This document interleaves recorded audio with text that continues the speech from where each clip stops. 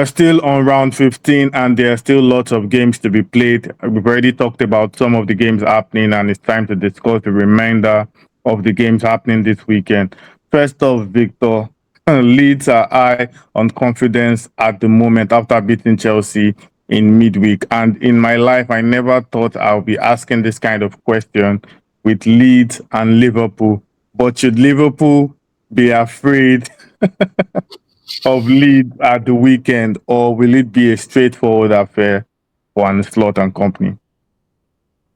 What the hell is ever straightforward for Liverpool nowadays? They could play Accrington Stanley and still let a goal or two in.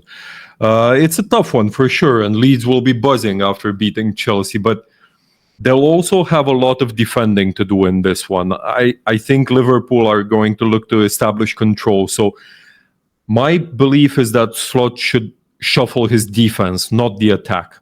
There's simply no point in starting Konate anymore. He's been poor all season, and I don't see why he should not be punished. If Salah could be benched for 2 games in a row, by the way, a first in the Prem in his time at Liverpool, then Konate is more than deserving of being benched as well.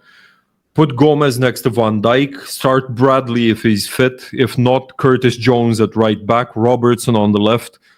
Push Leeds into their own third as hard and as much as you can. Keep sending in low crosses and the game should sort itself out. Having said that, I'm not as confident as I should be. Wow. Liverpool against Leeds, not as confident. Well, this is the joy of the Premier League indeed.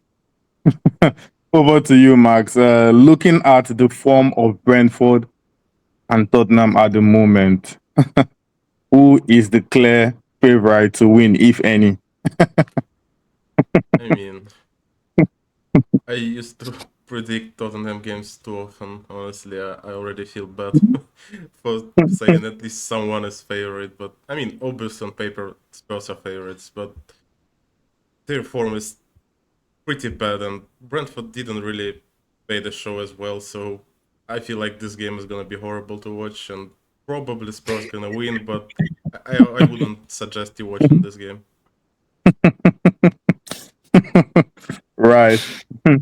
I think it might be a ball fest as well. But yeah, with sport, you actually never know. They could just do the complete opposite. But yeah, moving on. The Premier League is actually giving us, a false impression at the moment because actually, and this next point actually portrays everything. Victor, only 6 points separates 5th place Crystal Palace and 15th place Fulham. 2 game weeks, literally. Just 6 points, meaning, anything can literally happen between any of, the teams in those positions. But the question here is, who is more likely to come out on top in this London derby, Palace and Fulham? Crystal Palace have looked more professional than Fulham for a while now, even going back to last season. I do think a draw, though, is a distinct possibility here. And hear me out. I think neither coach would be too upset about the draw. Fulham, they need some stability and a point instead of nothing. Like they scored 4 against City and got nothing out of it. How often does that happen? So a point here, I think Marco Silva would take it if you put it on the table in front of him before kickoff. Palace, for their part, they would not lose. They would stay in touch with those European spots. So it all kind of seems to fit. My guess is draw. Perhaps even a goalless one at that.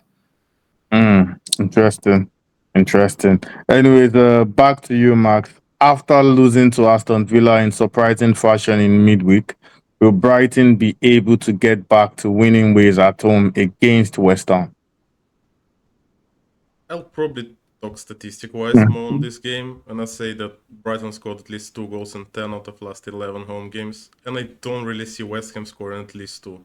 So, taking that in mind, I feel like Brighton is a heavy favorite here, and most likely they're even gonna score 3 because of pretty bad defense for West Ham, and I don't see West Ham doing at least something similar. Fair point. And We're leaving the last on the table for the last question. Victor, this one is about Wolves and United. But yeah, let's give some context for Wolves. With only 2 points after 14 games, I mentioned in our prediction video that Wolves have now equaled the worst start to a Premier League season. I think the other team that did this was Sheffield in 2000-2001, 2 points after 14 games. But the question here is from a Wolves perspective: is their sorry run of form going to continue against Manchester United, or is there a tiny, tiny little glimmer of hope that they can get something? I'm a Liverpool fan. I would obviously enjoy seeing Wolves get a result against them, but I need to be realistic here. To me, it seems like Wolves could bring in Ancelotti at this point, and it would not make a lick of difference. Like, they are so poor that I think they're going to make Amorim look like Alex Ferguson. Wow. That's a shocking statement, even from Victor. I mean, Victor can never ever praise United. So for him to say that about United, it's more about Wolves being so bad, not about United being so good, anyways. But yeah, it's not looking good for Wolves already. I mean, we are just 14 games into the season. Well, at least I can confidently say that Wolves have been relegated, at least, except anybody wants to disagree. I can confidently say they are suffering the drop, or they've suffered the drop already, and it's better they just start planning for life in the championship, and how to get back up if possible, if they can.